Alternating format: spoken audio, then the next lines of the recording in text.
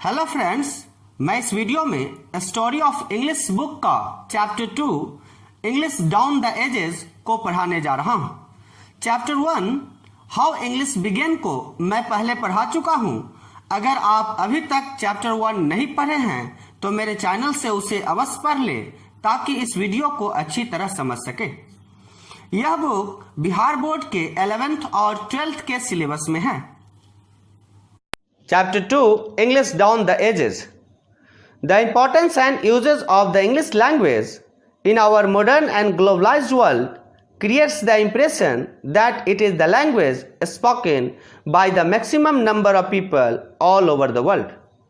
The importance and uses of the English language, अंग्रेजी भाषा के महत्व और उपयोग in our modern and globalized world, हमारे आधुनिक और वैश्वीकृत संसार में creates the impression, प्रभाव की रचना करता है that it is the language, कि यह भाषा है spoken by the maximum number of people, अधिकतम लोगों के द्वारा बोली जाती है all over the world, पूरी दुनिया में। अंग्रेजी भाषा के महत्व और उपयोग हमारे आधुनिक और वैश्वीकृत संसार में प्रभाव की रचना करती है कि यह एक भाषा है जो पूरी दुनिया में अधिकतम लोगों के द्वारा बोली जाती है। However, it is interesting to know, फिर भी यह जानना रोचक है that कि Made in Chinese spoken by approximately 873 million people, Made in Chinese जो लगभग 873 मिलियन लोगों के द्वारा बोली जाती है holds this distinction, इस सम्मान को प्राप्त करती है। फिर भी यह जानना रोचक है कि मेड इन चाइनीज जो लगभग 873 मिलियन लोगों के द्वारा बोली जाती है इस सम्मान को प्राप्त करती है। English is spoken by about 309 million people, अंग्रेजी लगभग 309 मिलियन लोगों के द्वारा बोली जाती है। दो यद्यपि इट इज़ अ लैंग्वेज, यह एक भाषा है विच हैज़ इट्स पर्सेंस, जिसकी उपस्थिति है in all parts of the world, संसार के सभी भागों में, एंड और it's power is failed the world over, इसकी शक्ति पूरी दुनिया में महसूस किया जाता है। इंग्लिश लगभग 309 मिलियन लोगों के द्वारा बोली जाती है, यद्यपि यह एक भाषा है जिसकी उपस्थिति संसार के सभी भागों में है और इसकी शक्ति पूरी दुनिया में महसूस किया जाता है। Hindi is the third in terms of the number of speakers in the world, Hindi तीसरे स्थान पर है in terms of the number of speakers in the world, संसार में स्पीकर्स के संख्या के संबंध में। हिंदी संसार में स्पीकर्स के संख्या के संबंध में तीसरे स्थान पर। Another surprising fact is that, एक और आश्चर्यजनक सच्चाई है कि English is just about 1500 years old, अंग्रेजी लगभग 1500 वर्ष पहले का है, and the language we are familiar with, और भाषा हम लोग परिचित हैं, is less than 5 centuries old, 5 शताब्दियों से भी कम का है। एक और आश्चर्यजनक सच्चाई है कि अंग्रेजी लगभग 1500 वर्ष पहले का है और भाषा जिससे हम लोग परिचित हैं मात्र 5 शताब्दी से भी कम का है।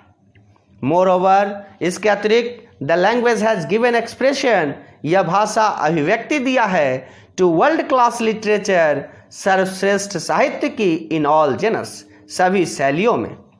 इसके अतिरिक्त यह भाषा सभी शैलियों में सर्वश्रेष्ठ साहित्य की अभिव्यक्ति दिया है। Shakespeare, Wordsworth, Milton and many others are still considered the greatest masters of their art and are relevant for their ideas and literary genius.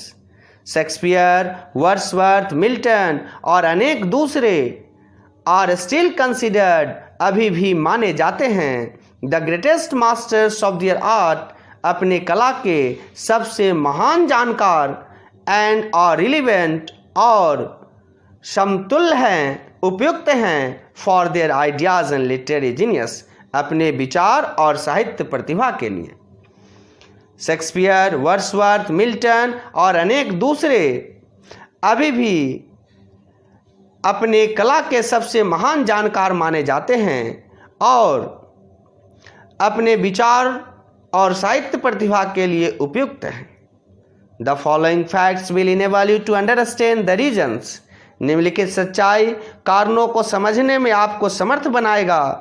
Which have transform, जो बदल दिया है, the once humble East Midland dialect, एक बार humble East Midland dialect को a position of unparalleled greatness, असामान्तर महानता के स्थान में इन आवर टाइम्स, हमारे समय में। निम्नलिखित सच्चाई कारणों को समझने में आपको समर्थ बनाएगा जो एक बार हम्बल मिडलैंड डायलेक्ट को असामान्तर महानता में बदल दिया है। Periods in the history of English, अंग्रेजी के इतिहास में periods. The evolution of the English language from the beginnings in the Anglo-Saxon times to the modern era has been an unbroken one.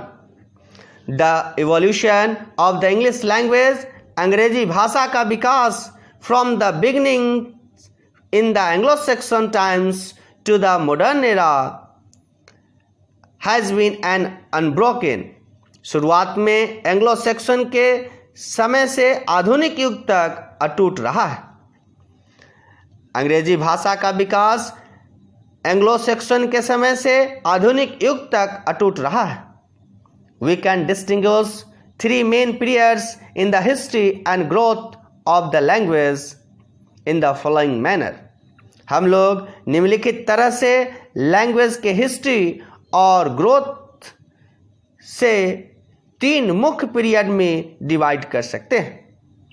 Old English AD 449 to AD 1066, middle English AD 1150 to AD 1500, modern English AD 1500 onwards. Old English 449 से 1066 तक का period था। Middle English 1150 से 1500 तक और modern English 1500 से अभी तक के पीरियड को कहा जाता है। Old English, throughout this period English continued to be the language of everyday speech for the common mass. Throughout this period, इस पूरे पीरियड में इंग्लिश कंटिन्यूड, इंग्लिश जारी रहा, to be the language of everyday speech, प्रतिदिन बातचीत की भाषा रहते हुए, फॉर द कॉमन मास, सामान्य लोगों के लिए। इस पूरे पीरियड में इंग्लिश सामान्य लोगों के लिए प्रतिदिन की भाषा के रूप में जारी रहा। The divisions made above are more for convenience. The divisions made above, विभाजन ऊपर बनाया गया है, आर मोर फॉर कन्वेनियंस, अधिक सुविधा के लिए। बट इट इज पॉसिबल, लेकिन यह संभव है, to distinguish certain linguistic features, निश्चित साहित्यिक गुणों का अंतर करना, in each of this periods, इन पीरियड्स में से प्रत्येक में। लेकिन इन पीरियड्स में से प्रत्येक में साहित्यिक गुणों का अंतर करना संभव है। The OE period is characterised by inflections. Old English period शब्द परिवर्तन के द्वारा चारित्रिक किया जाता है। ग्रेजुअली, धीरे धीरे, over a period of time, समय के साथ, दीज इन्फ्लेक्शंस वर फाउंड, ये शब्द परिवर्तन पाया गया, टू हैव बीन लेवल्ड, समान स्तर का बना हुआ। धीरे धीरे समय के साथ ये शब्द परिवर्तन समान स्तर का बना हुआ पाया गया। Literature produced during the age was not of much significance, as court patronage was lacking and the age came to be known as the Dark Age. Literature produced during the age, साहित्य इस युग के दौरान प्रस्तुत किया गया, was not of much significance, अधिक महत्व का न था। As court patronage was lacking, क्योंकि राज दरबार के संरक्षता की कमी थी। And the age came to be known as the dark age, और युग डार्क एज के रूप में जाना गया। Middle English. From 1150 onwards, English began to emerge as a language of literature. From 1150 onwards, 1150 से आगे English began to emerge, English उभरना शुरू हुआ as the language of literature, साहित्य की भाषा के रूप में। 1150 से आगे इंग्लिश साहित्य की भाषा के रूप में उभरना शुरू हुआ। The language was enriched through extensive borrowings from French and Latin. The language was enriched, भाषा को समृद्ध बनाया गया through extensive borrowings from French and Latin. French और लैटिन से बृहत उधार लिए गए शब्दों के कारण लैंग्वेज को फ्रेंच और लैटिन भाषाओं से बहुत ज़्यादा उधार लिए गए शब्दों से समृद्ध बनाया गया। अपार्ट फ्रॉम दिस, इसके अतिरिक्त 2 other major developments occurred, 2 दूसरे मुख्य विकास घटित हुए। One was the invention of the printing press in 1476, पहला 1476 में प्रिंटिंग प्रेस का आविष्कार था। The other being a considerable rise in literacy, और दूसरा साक्षरता में बहुत अधिक वृद्धि था। The Great Wall Shift also took place during this time. Great Wall Shift भी इस पीरियड में घटित हुआ। Great Wall Shift इंग्लिश के उच्चारण में बदलाव की एक श्रृंखला है जिसमें लॉन्ग वॉल्स के प्रोनाउंसिएशन को बताया जाता है। All these factors contributed tremendously to creating a language for both spoken and written purposes. All these factors, ये सभी कारक contributed tremendously, अत्यधिक सहयोग दिया to creating a language, भाषा को बनाने में for both spoken and written purposes, दोनों spoken और written उद्देश्यों के लिए। ये सभी कारक स्पोकन और रिटेन दोनों उद्देश्यों के लिए भाषा को बनाने में अत्यधिक सहयोग दिया। Modern English. English used since AD 1500 till now is called modern English. अंग्रेजी 1500 AD से अभी तक को मॉडर्न इंग्लिश कहा जाता है। Recently this period is being subdivided into modern and new English. हाल ही में इस पीरियड को मॉडर्न और न्यू इंग्लिश में उप विभाजित किया गया है। From the beginning of the modern period to the end of the 19th century, English was basically the language of the British Isles. From the beginning of the modern period के शुरुआत से to the end of the 19th century, 19वीं शताब्दी के अंत तक English was basically the language of the British Isles. अंग्रेजी मूल रूप से ब्रिटिश द्वीपों की भाषा थी। With the territorial expansion of the British Empire, British साम्राज्य के क्षेत्रीय फैलाव के साथ, together with the growth of science, industry, politics and literature, साथ ही विज्ञान, उद्योग, राजनीति और साहित्य के विकास से the English language enriched itself, अंग्रेजी भाषा स्वयं को समृद्ध बनाया by successfully adding to its vocabulary, अपने शब्दावली को सफलतापूर्वक जोड़ते हुए, and the flavour of the countries, देशों के flavour the British had colonised, British ने उपनिवेश बनाया था। साइंस, इंडस्ट्री, पॉलिटिक्स और लिटरेचर के साथ साथ ब्रिटिश एम्पायर के क्षेत्रीय फैलाव से इंग्लिश भाषा अपने शब्दावली को जोड़कर स्वयं को समृद्ध बनाया और देशों के फ्लेवर को भी जोड़ा जिसे ब्रिटिश ने उपनिवेश बनाया था। इन द 20th century, 20वीं शताब्दी में the erstwhile colonies of the British Empire acquired freedom, British साम्राज्य के पहले की उपनिवेशित देशों ने आज़ादी प्राप्त किया। The British left the countries but English remained, British ने देश छोड़ दिया लेकिन अंग्रेजी रह गया। Hence, new varieties of English have emerged in different parts of the world. अतः अंग्रेजी के नई प्रकार संसार के विभिन्न भागों में उभर चुका है। Some of these are American English, Indian English, Canadian English, etc. इनमें से कुछ American English, Indian English, Canadian English इत्यादि है। In simple terms, the latest period in the growth and development of the English language may be called the era or period of new Englishes.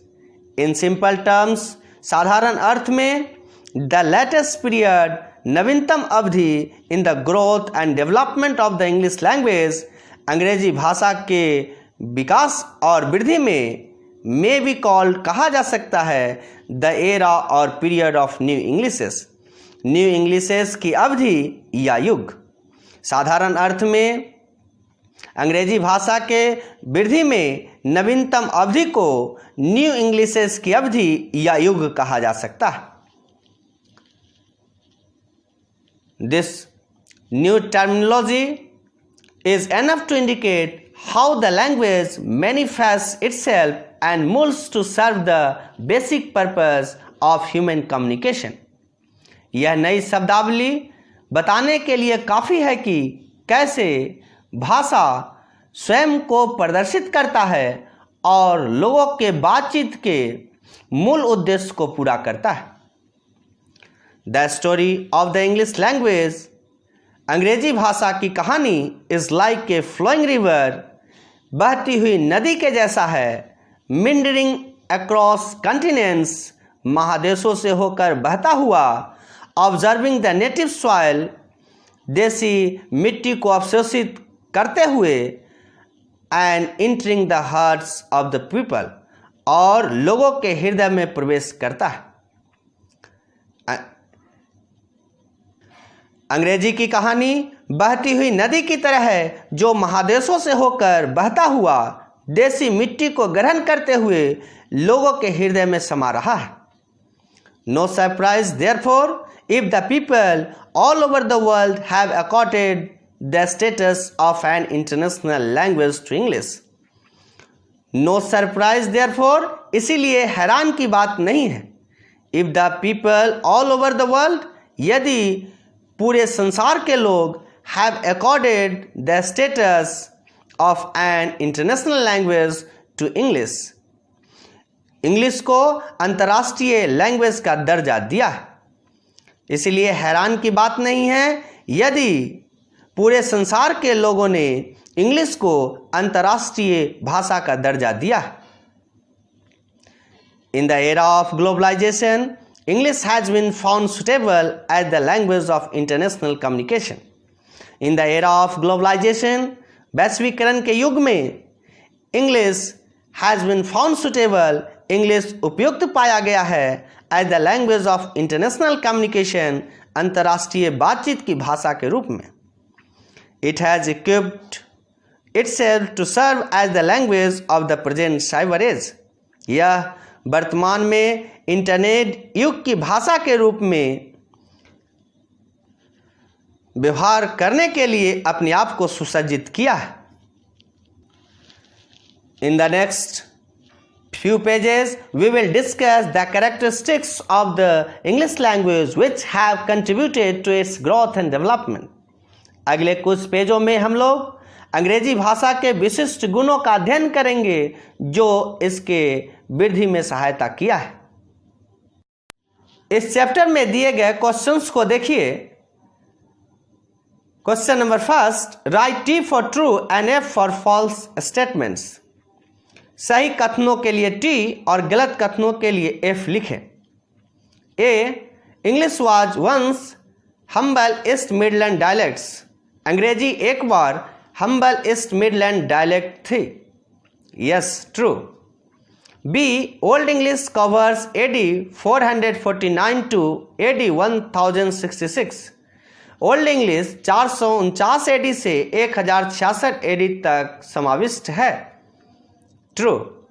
Middle English did not borrow from French and Latin. Middle English French और Latin भाषा से उधार नहीं लिया गया था. False. The present era is the period of new Englishes. वर्तमान युग न्यू इंग्लिशेस की अवधि है. True. Question second. Answer these questions very briefly. First, which language is spoken by maximum number of people? कौन सी भाषा अधिकतम लोगों द्वारा बोली जाती है? Answer, Mandarin Chinese is spoken by maximum number of people. Second, since when is modern English in use? Modern English कब से उपयोग में है? Modern English is in use from AD 1500. Third, which period is characterized by inflections? कौन सी अवधि शब्द रूप परिवर्तन द्वारा चित्रित किया गया है? Answer, the Old English period is characterized by inflections. Fourth, why did the Old English period fail to produce literature of much significance? Old English period बहुत महत्व के लिटरेचर का निर्माण करने में विफल क्यों हुआ? The Old English period failed to produce literature of much significance because court patronage was lacking in this period. Old English period बहुत महत्व के लिटरेचर प्रोड्यूस करने में विफल हुई क्योंकि इस पीरियड में राजा के संरक्षकों की कमी थी. Fifth, when did the Great Wall Shift take place? Great Wall Shift कब घटित हुआ? Answer, the Great Wall Shift took place in the Middle English period. Now, students, study some objective questions related to this chapter which can be asked in your exam. अब कुछ objective questions का study करते हैं. ये questions आपके examination में पूछे जा सकते हैं.